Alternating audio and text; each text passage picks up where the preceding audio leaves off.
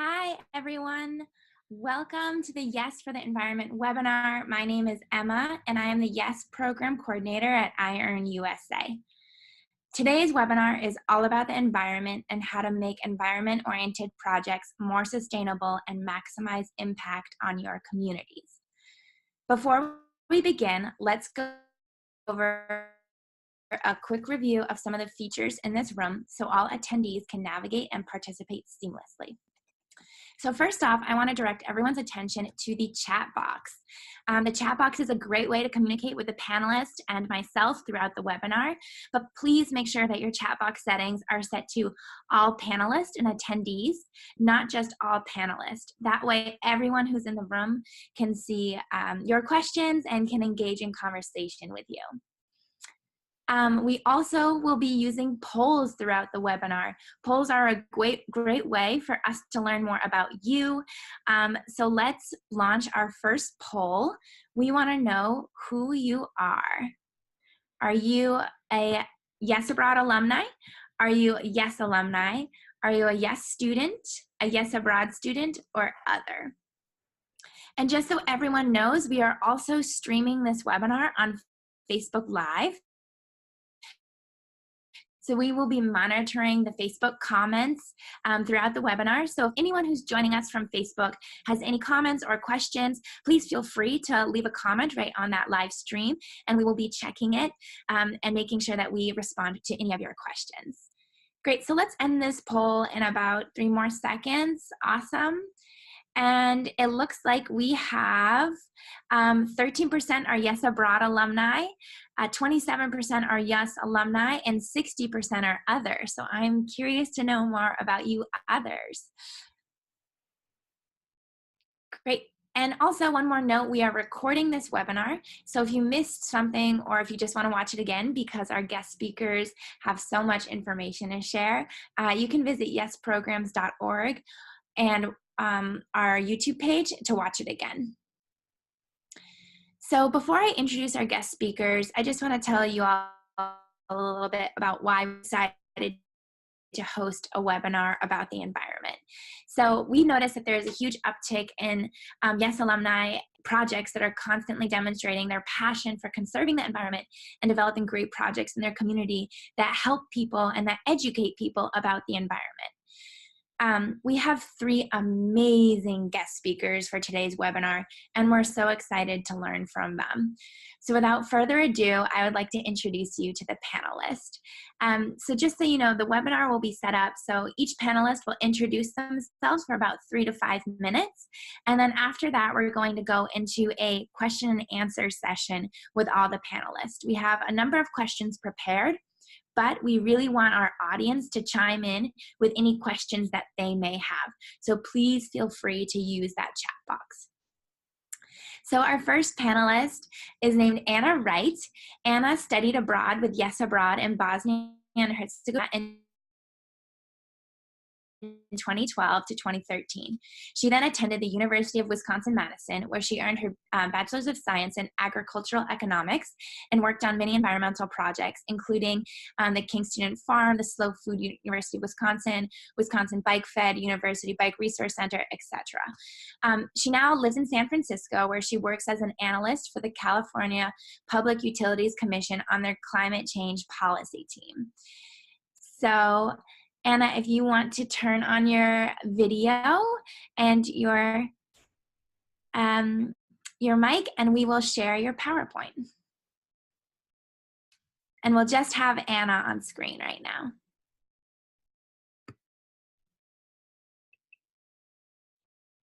Great, Anna, so as we get that up, you can just go right ahead and start introducing yourself. All right, hey everyone, I'm Anna. Like Emma said, I studied abroad in Bosnia in 2012-2013, went to University of Wisconsin-Madison for both my undergrad and graduate degree. I work at the California Public Utilities Commission now in San Francisco. So day to day, I do everything from regulate rates to working with utilities engineers to maybe evaluate the reliability of a solar plant, to developing policy for renewable energy procurement or policy for other climate change related issues in California. In college, I worked on a lot of projects. These are just a few. I was the finance director for the F.H. King Student Farm, where I worked very hard with some of the other board members to make the farm a much more sustainable enterprise. It was operating on a pretty ad hoc basis, and while we were growing vegetables for sure, it needed a lot more structure, and we were able to achieve that. I also worked for Slow Food UW, which is a food access, cooking, local food organization focused on sustainability. And I started a campus chapter of a group called Wisconsin Bike Fed, which is a bicycle advocacy and social ride biking community there. I also did a lot of work with pre-existing volunteer organizations on habitat restoration. So yeah, currently I work as a policy analyst at the Public Utilities Commission. And when I'm not doing that, I'm out in the community. So I'm a very active advocate with the San Francisco Bike Coalition. They do a lot of work putting in protected bike lanes. I also plant trees. I'm a certified tree planting leader with this large group called Friends of the Urban Forest. And I regularly volunteer at this community garden where I'm at. I used to be a barista, and so I hook them up with coffee grounds from my old coffee shop. Awesome. Thank you, Anna. We're so excited to learn more about you when we get into the question and answer portion of the webinar. Our next panelist is Bakari Idi Mitili from Tanzania. He is a YES alumnus, and he currently lives in Tanzania, where he works as a tutorial assistant at the College of African Wildlife Management. He has a bachelor degree in wildlife management from the College of African Wildlife Management, where he now works.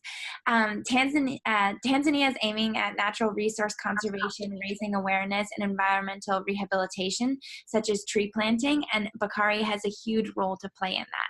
So Bakari, I'm going to let you introduce yourself now. Hey, hello everyone. My name is Bakari Idi Mitili, as Emma introduced me. I'm currently working as a tutorial assistant at the College of African Wildlife Management, Mweka. I was also a YES alumni in the year 2011, 2012, and I went to New York, and I was hosted in Kingston, New York, with my beloved family, the Lindemans. I believe that my strong love for nature started when I was a very, very young boy, or a very little boy, because I was involving myself in a number of activities concerning nature. Today, as I said earlier, I'm working as a tutorial assistant at the College of African Wildlife Management, Mweka. I teach modules, or I assist in teaching modules such as ecology, environmental policy, and etc. So I do a lot of things concerning environment. So here is a picture displaying some of my students, of which I was with them in the field. So these are some of my students. So the next slide will talk more of the environmental projects I do. And the picture displayed is of my beloved team. We call ourselves YEC, and in association of Saviors of Wildlife. So it is basically two different organizations. We have YEC, Youth Empowerment and Conservation Club, and Saviors of Wildlife all together. We work as one. We do conduct a lot of projects or environmental projects. So currently, one of the basic projects, or one of the projects we're doing currently, is doing conservation education in secondary schools, of which the conservation education in secondary schools is focused on more themes, or on 4 themes. The first one, simply how to interact with the environment, or how to live with the environment. The other one is environmental sustainability, and the other one is basically on tourism, and the other one is basically on domestic tourism, I said earlier, and the other one is basically on the interaction, general wildlife, and general perspective of that. So on the next slides, these are some of the pictures displaying my projects, or some of the projects I did. So these are some of the projects, which was basically a tree planting project, which was conducted in Mweka, Moshi region, or Kilimanjaro region. And these are some of my team and some of the local leaders actually participating in the projects, as you can see in the picture. Next. And as I said earlier, we are currently working on conservation or raising awareness projects. So this is also my team. On the top left corner of your screen, you can see my team. And on the right corner, that's me presenting to the students the conservation projects I talked about, telling them more of how to interact with the environment, working with the environment, and dealing with the environment in general.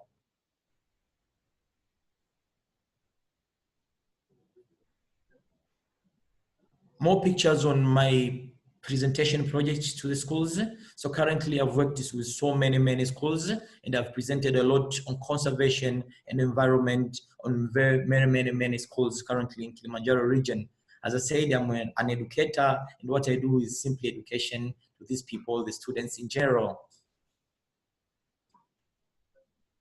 Next.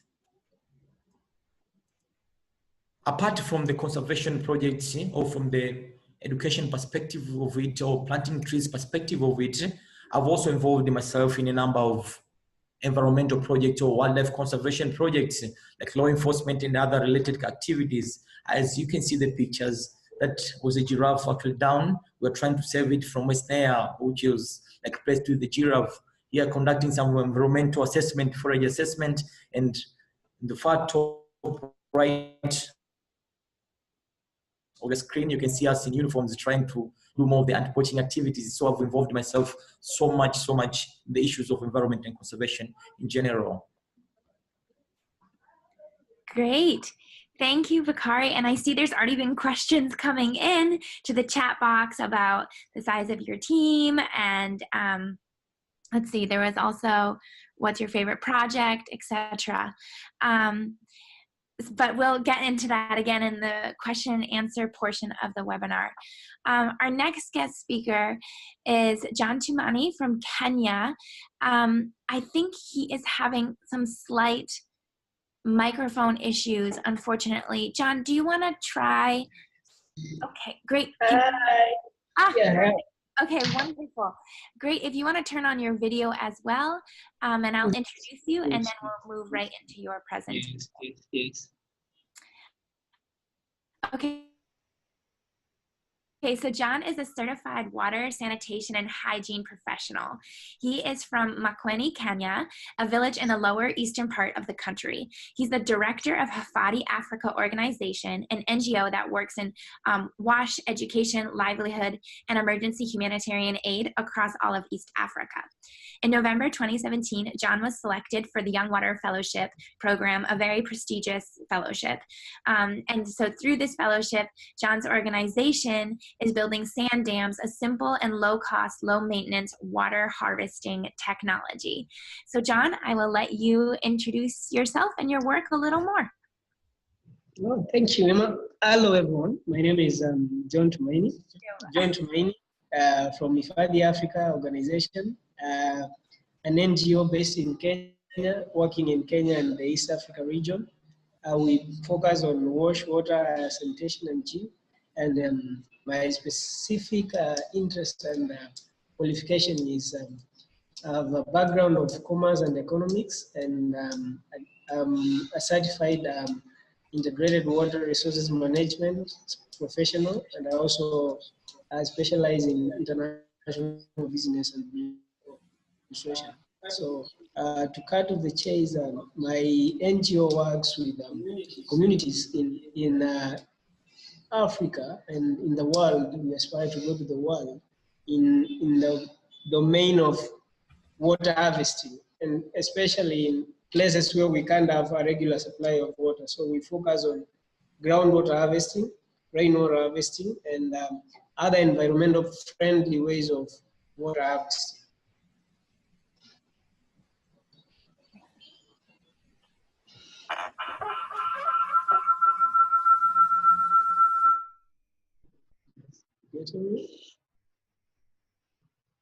Yep, keep going, please. Yes. So basically, what happens with environmental projects in our NGO is that we focus on projects that bring the aspect of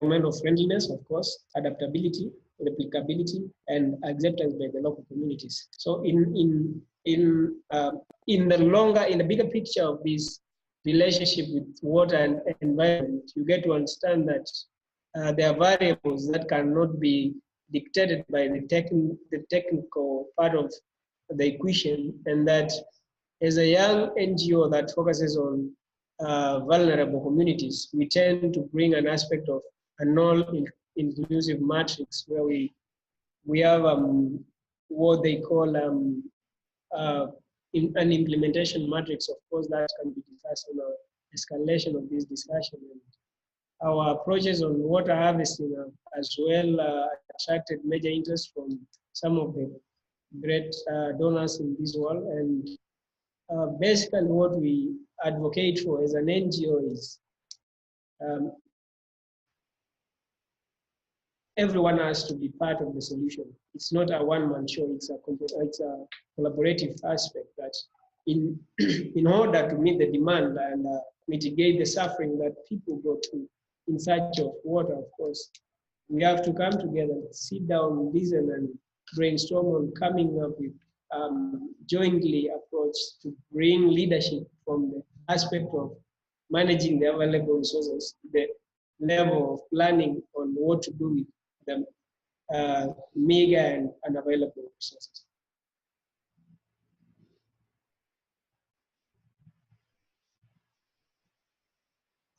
Yeah, probably to expand more on the rainwater harvesting concept is, in one of our projects, we designed a project that has a rainwater harvesting system composed of 2,050 liters, cement with a canopy and hooked up to a common borehole to try to minimize the water that is wasted on runoffs and water that is wasted on unmanaged water resources. We also focus on supplying supply of plastic water tanks to public institutions like schools and hospitals. And we also focus on things like WASH initiatives, whereby we create an aspect called the CLTS, community-led total sanitation, where the community basically comes up with the ideas on that is defined with their problems and their needs. And then we try to decipher their needs to come to a common agreement.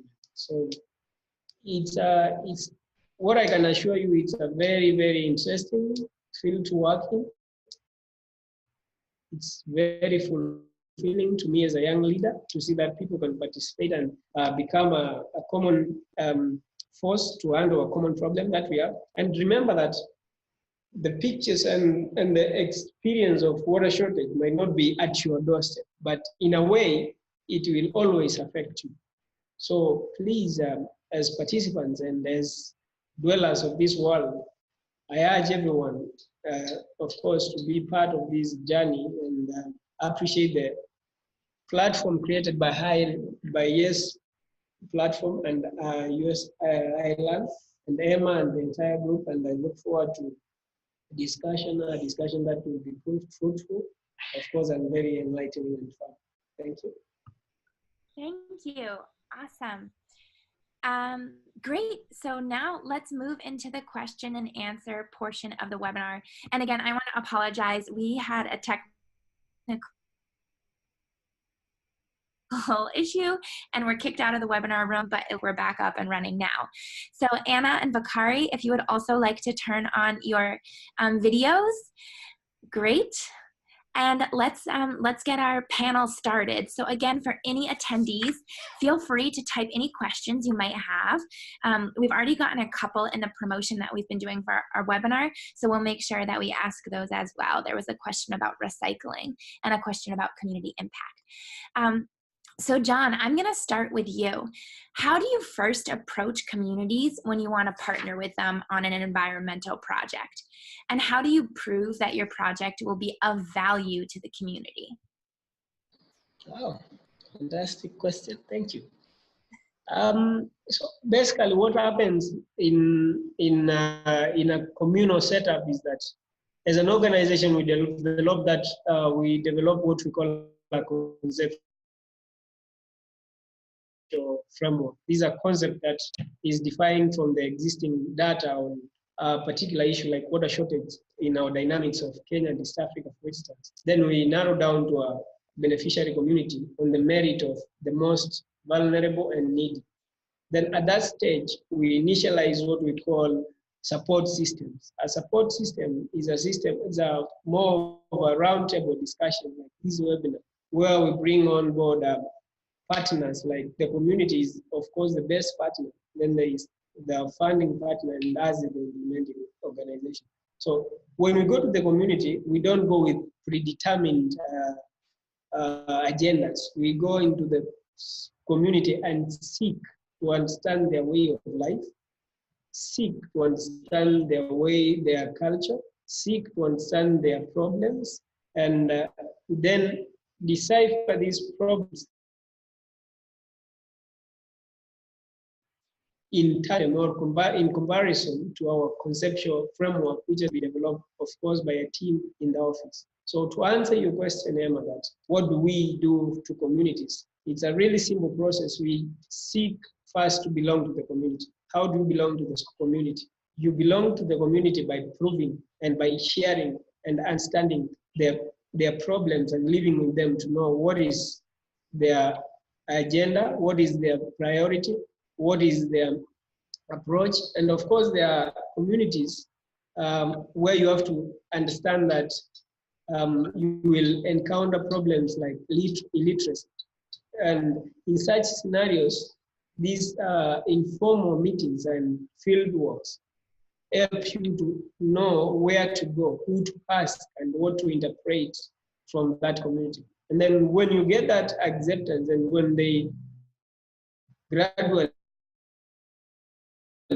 get to know that I really care for them, they decide and open up and start giving you what we call open baraza reactions, where anyone can stand up in a communal meeting and then share what they think should be done and what shouldn't be done. From there, it sounds like a lot of what you're saying is you go into the community and listen, right? Yes. Saying you speak to see what they want to do and what their priorities are, and then work with them. Yes. So important. Anna or Bakari, do you have anything you'd like to add to that question, or should we move on to another question? Great. Okay, Bakari. Bakari, this next question is for you. You've done an impressive amount of work with sustainable tree planting. What steps do you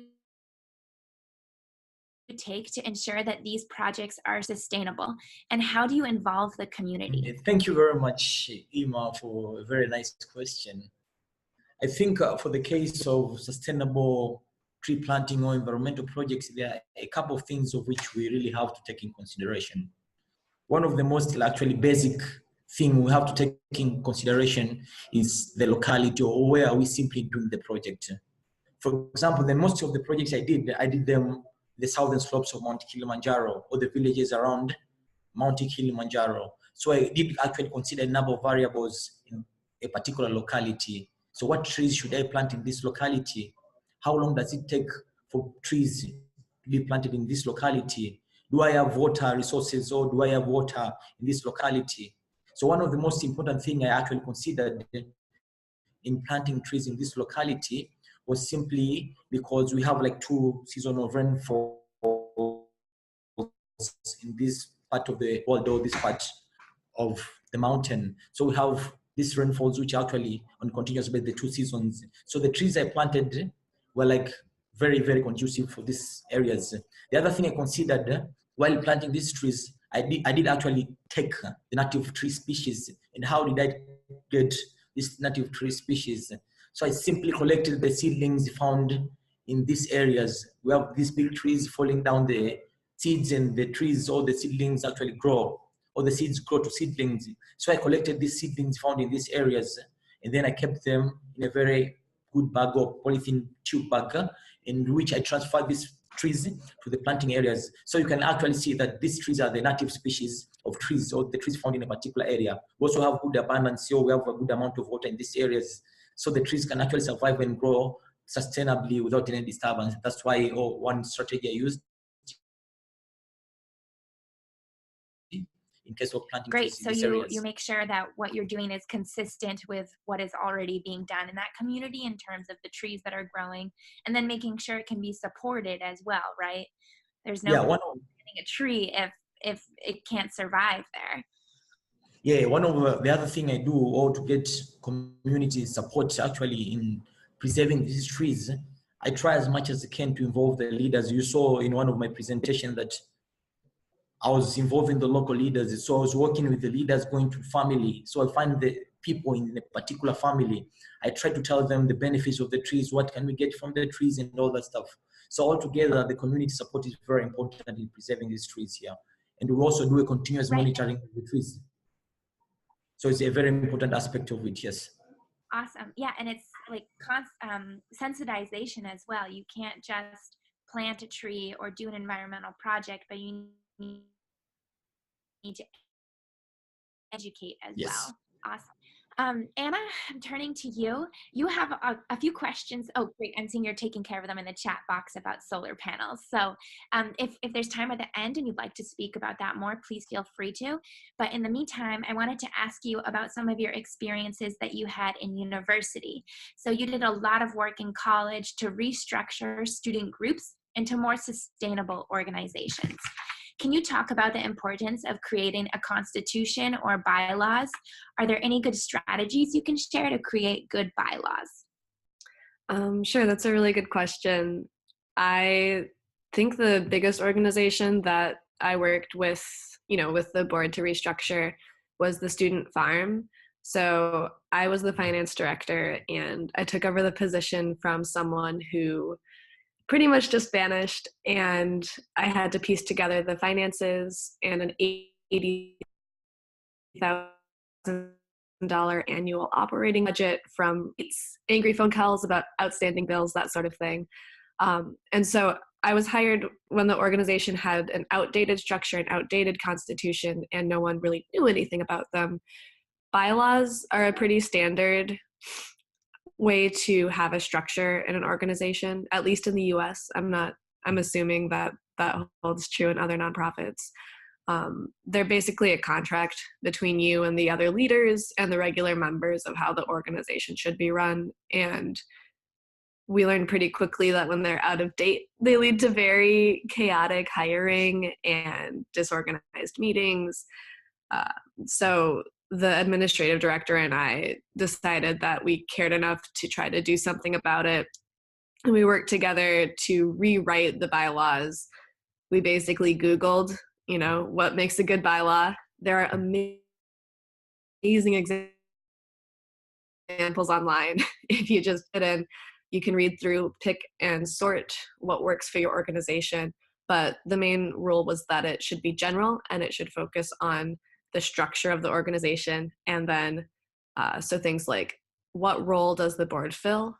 What is the student farm's mission? How are people hired? And how are big decisions made? So for example, how do you amend bylaws? Do you need a full board presence? And what sort of majority vote do you need? So we decided a 2/3 majority vote, full board presence. But overall, we just wanted to keep it simple so that if there were new positions in the future or fewer positions or changes, it could sustain throughout that. So important. Thank you. John, how do you ensure that after you complete a project and you leave community, it will continue to have impact? Oh, great question. So again, we go down to the point captured by Bakari, a point of the community. So we don't go to the community with all solutions. We encourage the community to buy in a concept. How do they buy in? On top of contributing on the conceptual framework level, they buy in this way. The community provides unskilled labor like physical labor. They provide security. And then we develop what we call community-based committees. These committees are entitled to the daily running of a complete project in terms of, is it working? Is it secure? Is there anything that as an organization we should be made aware of?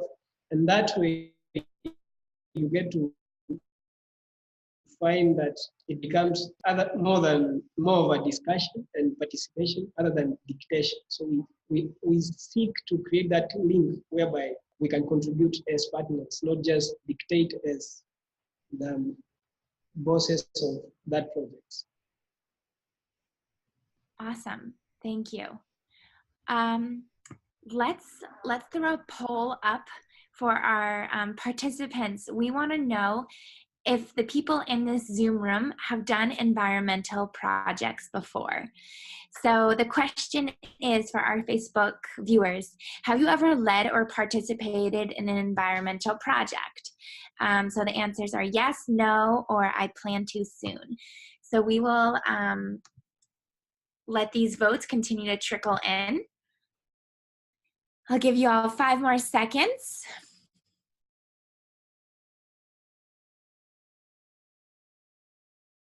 All right, and I'm gonna end the poll and share results. So 63% say yes, 21% say no, and 16% say they plan to soon.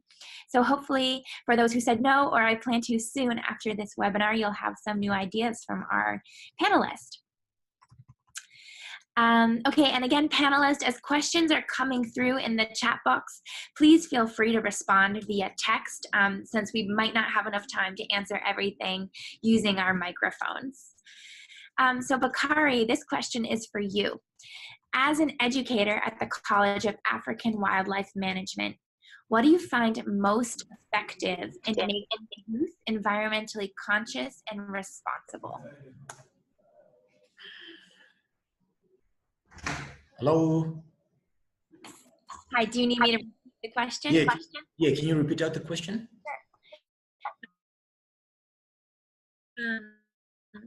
As an educator at the College of African Wildlife Management, what do you find most effective in making youth environmentally conscious and responsible? It's actually kind of crazy how we human beings, or how we definitely actually you think of conservation in general. So one of the basic actually topic of which is very relevant for youth to be taught in schools is what values do they get from the environment? What are the things that they get from the environment? This, if you get to teach them or to tell them what are the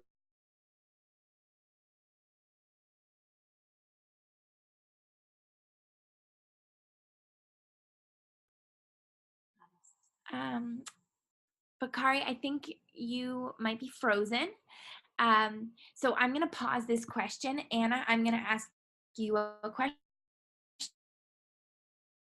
And then if Bakari's internet comes back, we will ask him this again. So Anna, we're turning back to you for some more structural advice on how to set up organizations and how to capture some of that data. So you worked as a program evaluator for UW Extension, and you've done program evaluation with several nonprofits. Can you tell us what exactly program evaluation is and the importance of evaluation and strategies for small organizations or yes, alumni associations to do evaluations? Oh, I'm back. Bakari's back. Now you know, Anna, the question that you'll be asked. Bakari will let you continue with your answer. So again, we're asking Bakari, what do you find most effective in making youth environmentally conscious and responsible?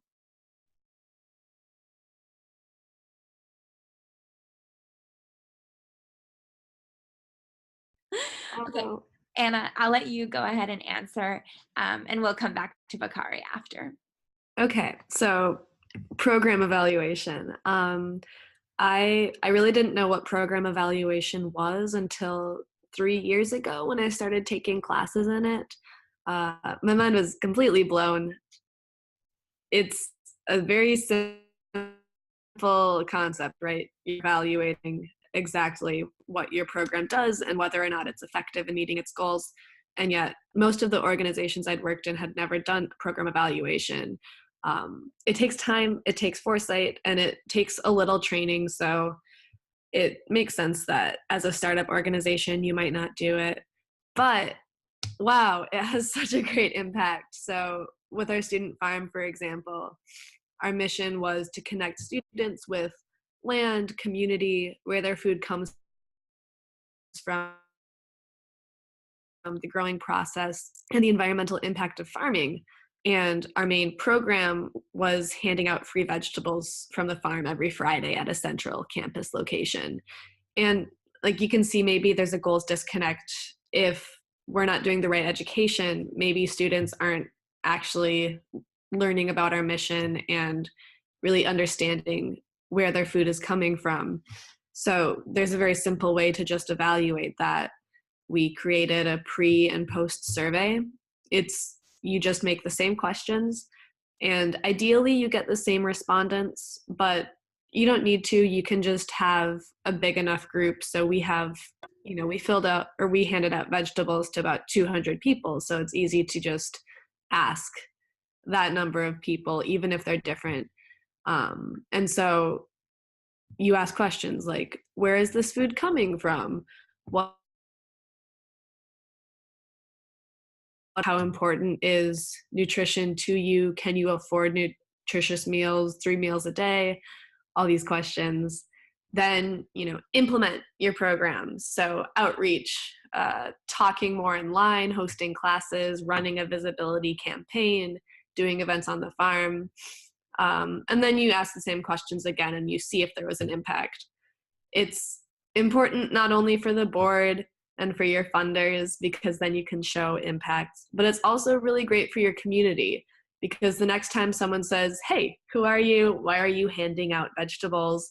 Why are you using our land to grow vegetables? It's great to be able to share measurable impacts, like as simple as we hand out 6,000 pounds of sustainably grown produce, or did you know that we've educated X% of students on campus about where their food comes from? It really helps with sharing your mission and vision with the community.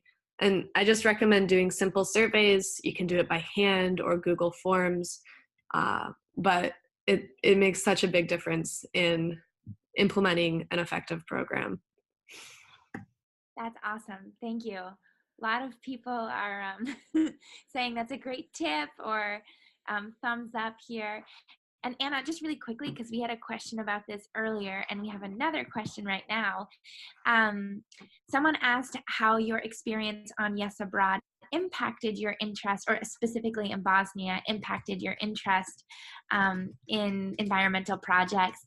And someone else just asked if you did any environmental projects during your Yes Abroad year. Yeah, I volunteered and participated in a couple. Our coordinators were super helpful in hooking us up with, hey, there's a trash pickup, or we haven't found anything, but let's all get together and do some litter picking up. We tried to hunt down a tree planting organization one time, but the meeting place had changed, and this was kind of pre-social media blitz, and so it was hard to find exactly where they had moved. So long story short, it was not as easy in Bosnia as it was in the US. I wasn't as connected with the community, and I wasn't the infrastructure for volunteering was less robust than it can be in the United States. So I think you take what you can get. It's always better if you're very well connected with the community. And I think for students who are studying abroad, their coordinators are an excellent resource for that. Great, thank you.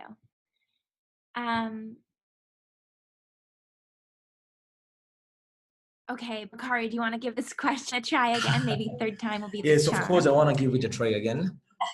Great. You said, what topic or what things should we tell youth in order they can actually be environmental conscious? Yeah, encourage them to kind of make that mind shift. I should be working to protect the environment, or I should be more of an active citizen in environmental projects? I think one of the basic way of actually achieving or making youth environmental conscious is simply telling them what are the values of the environment.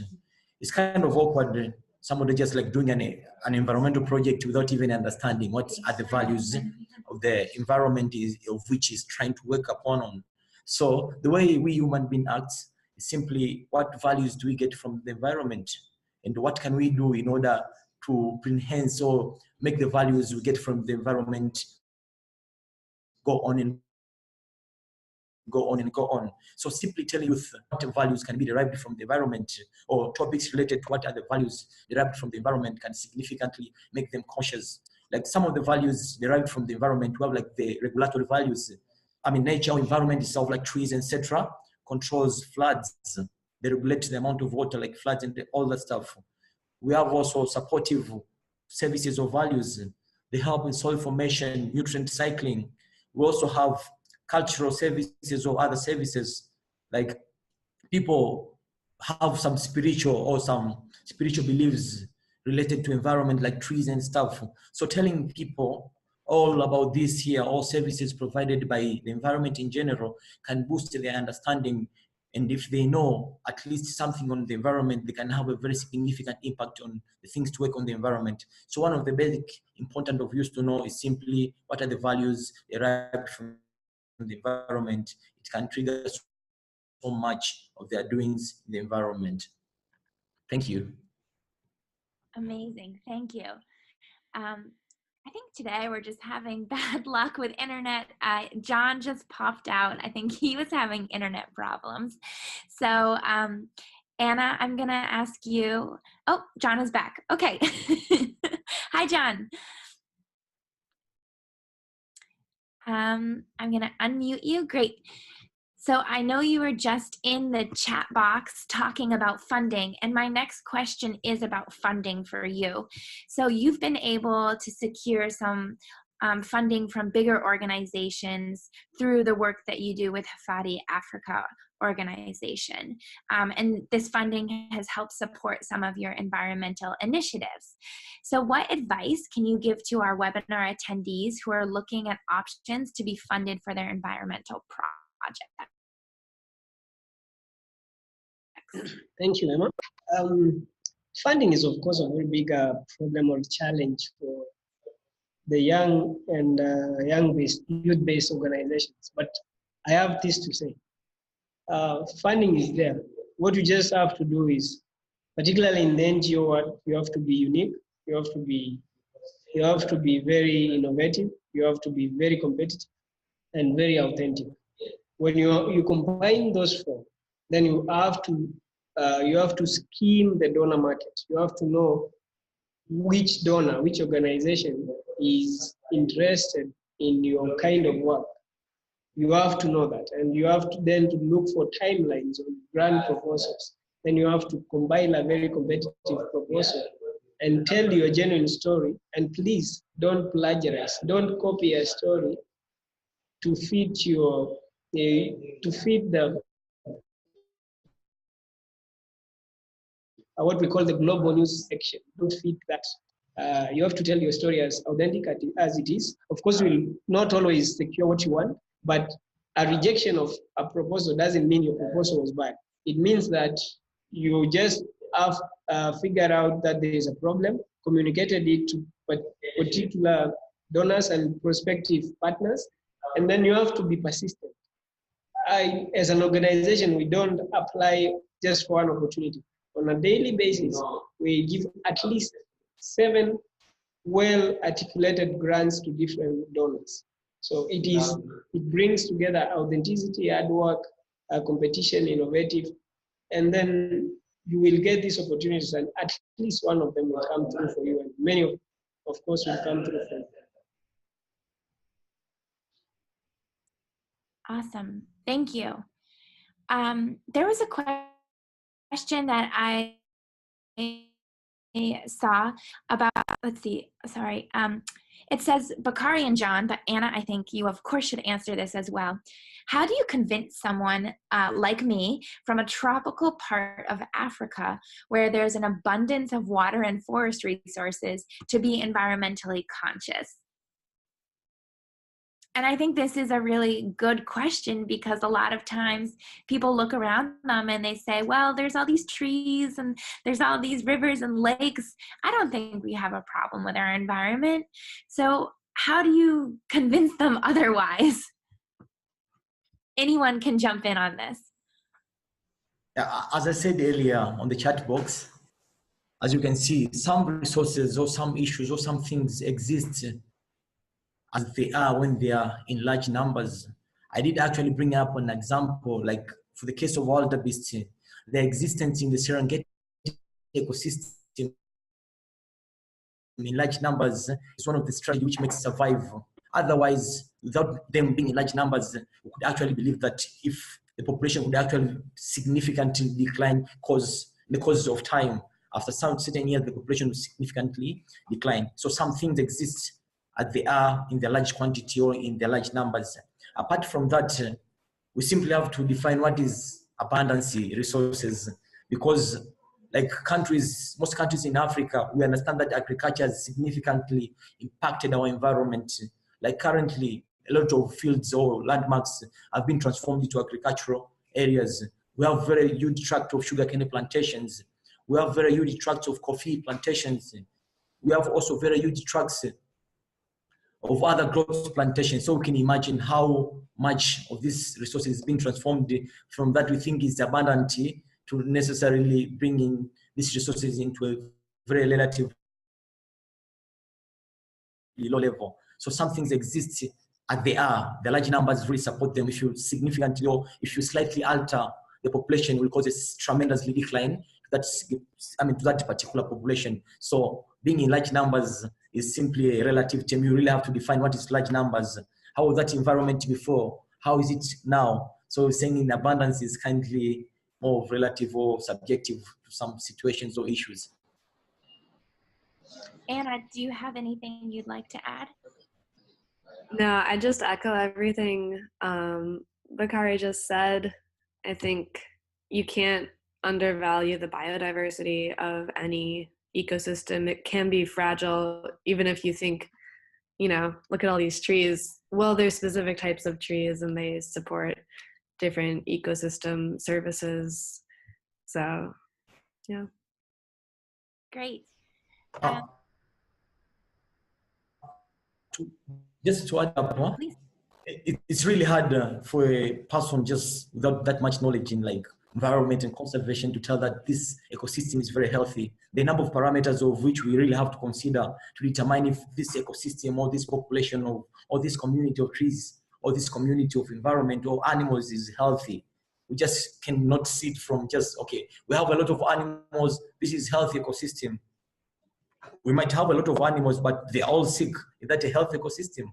So we really have to consider a number of parameters deciding what is abundance or what do we have in relation to environment issues. Thank you. So what I can say on the same is that abundance is relative. And again, it goes back from my background of being specific. I agree with Bakari that abundance is relative. However, I want to draw your attention on the tropical part of Africa, having a lot of water per se, and then compare that to the current situation of Johannesburg in South Africa, which had quote-unquote abundance of water. But in the last few months, there has been utmost crisis. Again, you have to look at the parameters of you have abundance of water. What is the quality of that water in that ecosystem? Is it water that is well managed? Is it water that is as waste? Is it water that can lead to excessive erosion and stuff like that? So, I mean, these are a joint and a very vast topic to talk about, and diversity and abundance of water in tropical Africa as an organization that is interested in working in tropical Africa. It will be the next menace of how that abundant water per se is managed. So, I mean, it's a very complex issue, but as a person in the environment, as a person in the environmental domain, I agree with Bakari and Anna that in any ecosystem, we have to look at all parameters to rate it as healthy, semi-healthy, or unhealthy. Great. Let's, oh, okay, wonderful. Let's put up another poll. Let's just hear from our attendees. What difficulties in projects do you face? What are the biggest barriers you face in developing environmental projects? And there's multiple choice, it's a multiple choice answer, so you can answer as many of these as you want. So we have answer 1, lack of resources. This could be people, money, time, volunteers, community buy-in, identifying community needs, or developing successful projects. So let's let this go on for another 10 seconds.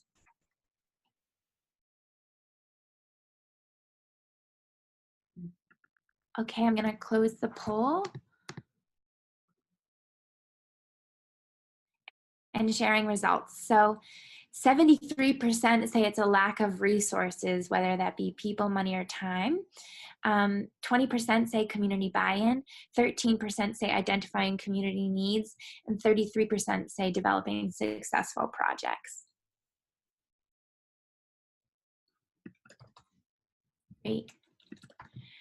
There was a question earlier about someone from Ghana said, Ghana has been identified as one of the countries with a high rate of deforestation. If you were to be in this country, what would you do to tackle this menace? So since none of us live in Ghana, maybe you could talk about instead the approaches you would take to solving a big issue like this in your own community.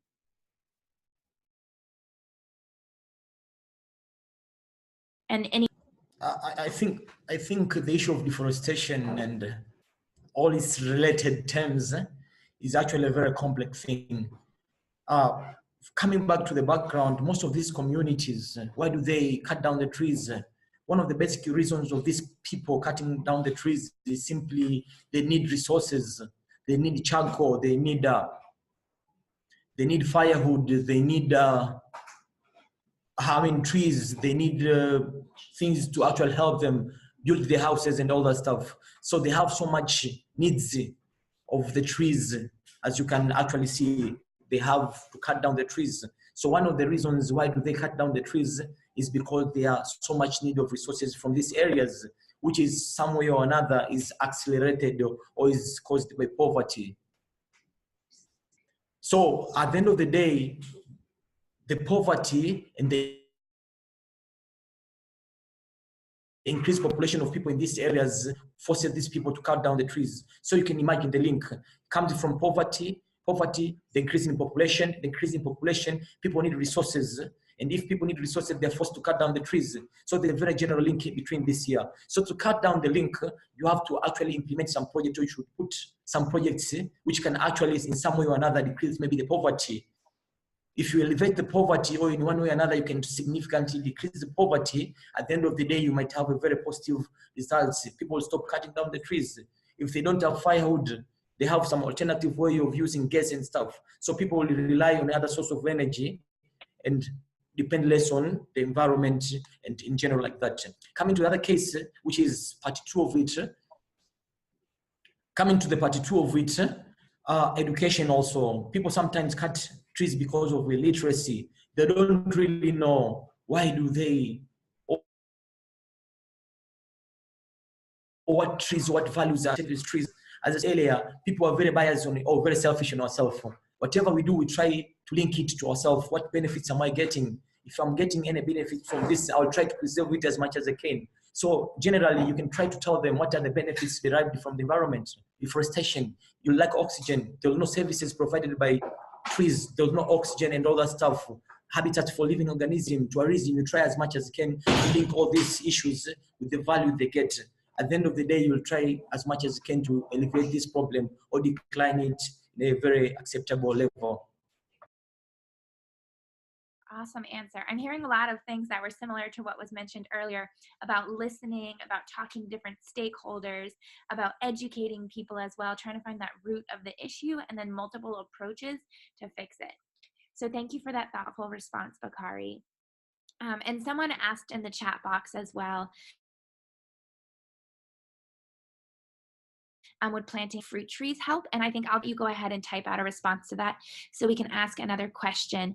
Anna, you had a question in here earlier. Do you have an example of a seemingly simple but very effective environmental policy you've seen? That seems like it should be a very easy answer. Yeah, totally. There are so many simple and effective environmental policies. I think usually the simpler they are, the more effective they are, because everyone in the community can grasp that. So, for example, a policy of setting like a waste reduction goal. San Francisco, which has a lot of resources that cities around the world don't have. It's a very, very wealthy city, but they have a really great curbside composting program because of a policy that any organic matter goes to compost, any recyclable goes to recycling, and everything else goes to landfill. They recycle 80% of their waste, recycle or compost by mass, and I think that's very impressive. But I mean, cities like Austin, Texas just required that all restaurants compost all of their food waste. And, they didn't provide any subsidies for that. They just said, this is something you have to do. If you don't do it, you're going to get fined. Here is a list of contractors who can help you out with that. And then that way they did more of a free market, low cost approach. And it's very simple and it's very effective. If I may, I think Anna just nailed it. The whole concept is keep it really simple. Just take the example of Kigali in Rwanda. They just have this culture of recycle and reuse. So if you have a plastic bottle, it's and any polythene and plastic material is to be thrown in the not recyclable bin, and then any other waste is to be deposited at the recycle bin. So, I mean, it is not all communities which will have that system, but in order to have effective approaches, the key thing is make it simple. Let everyone understand. Don't make it very complicated. Yeah, I'm glad you just brought this up because this was a question we had earlier. Is someone said, not a lot of people recycle in my community. How can I get that started? Or compost or any these small, what we think are very simple, small steps. How do you encourage other people to do that? Start it from your house. It's a culture. You grow it from yourself. You help your sister and your family develop that culture. Influence friends to do that. Then you will be informally creating what we call a chain of reaction, where one does a good thing, it is then escalated to the nearest person. Then at the end of the day, you find that when you start the formal call for action to have a clean environment, when you have internally initialized that within your circles, then you have a base where you can have agents of change, you can have actors, you can have volunteers on that. Then you can start as a team. Just don't write up and have a project timelines by your own. You will be very disappointed. And I imagine you have to be very patient as well, right? Change doesn't Very happen super, overnight. It's little by little. Yeah. Mm-hmm. Also with the recycling thing, I'm from a area in Upper Michigan that doesn't have recycling, but you can encourage you and your neighbors to collect glass recycling and drive once a month, load up your minivan and just drive to the nearest plant. Like if that's what it takes, you can usually find people who are willing to share the burden. And if not, you can beg them, you can pay them, you can do whatever you need to do. But you can make it work if you're dedicated. Great. It looks like we're already over time, and I don't want to keep our panelists later if you all have obligations. I know all of you work, so I don't want to make you late for anything. But if there is time for one more question, Edward just asked, as project leaders, how can you survive or thrive in a community where your environmental ideology might interfere with community political ideology?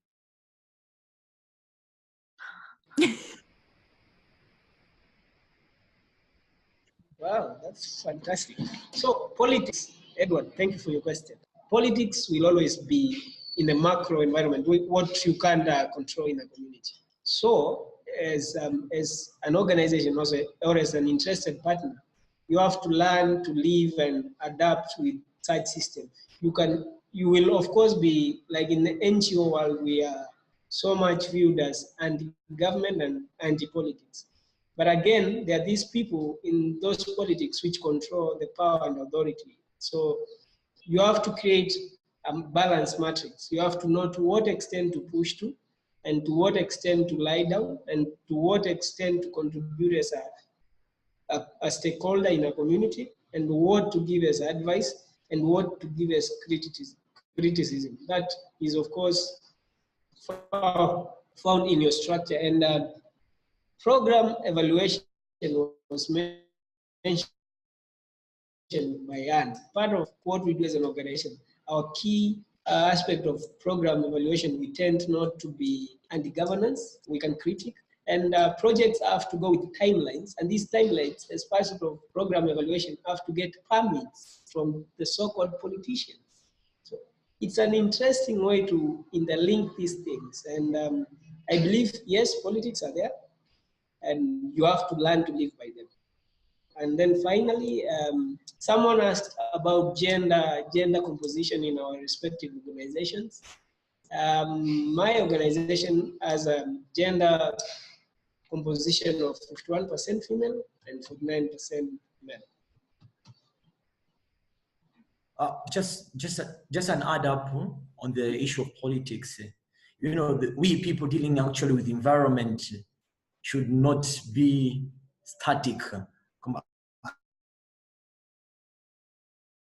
I have these ideologies and they should always be that way. At some point, we should also be dynamic, try to adjust ourselves, switching the political ideology of a certain area. But they should understand in your mind that I have to accomplish this, or I have to complete this issue. So I have to plant 20 trees in this area. So whatever they say, you just have to teach yourself, adapting to what they need, as John said, and try to accomplish what you want, simply based on their terms and all that stuff. So we should be as dynamic as possible in order to attain these goals or conserve this environment as much as possible. Wonderful. Thank you so much, the three of you.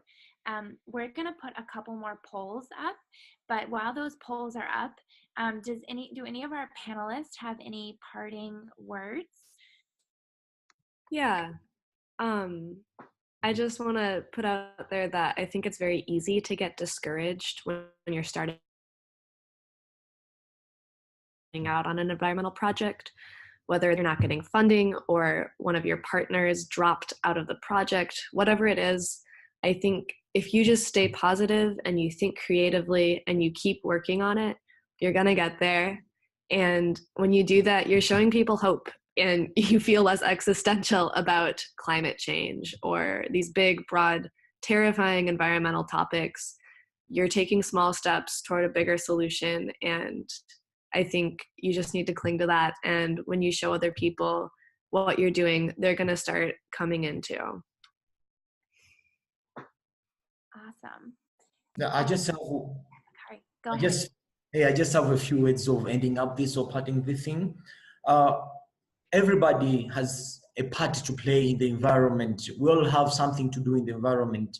So what I would basically advise, if it is me, I should act locally. I should act where I am, but at the end of the all together act locally will have a global impact. So everybody is responsible for the environment. Not just me, we are all responsible for the environment. So we should all act locally for global results. I concur with Bakari and Anna. And what I can say is my name in Swahili is Tumaini. Swahili interpreted to English is hope. So you gotta have your hopes high. And then you have to have the dedication, of course. And again, I encourage Emma and the team. It's always good to share such panels and have such young people and who are trying to make the world a better place. I believe we can have. I belong to the Global Changemakers Association, a platform where we come up with these ideas and probably decide on how to develop projects and replicate these projects to local setups. And then jointly we'll have a very good world to live in. But again, I say and I repeat, you gotta have hope and dedication to achieve what you want. I can't thank you all enough for joining us today. And I can't wait to see the projects that come out of our YES alumni and YES Abroad alumni and anyone else who joined this webinar. I hope it really helps you develop sustainable projects that have a lasting impact on your community. So we encourage all of you to continue interacting with the YES program on social media.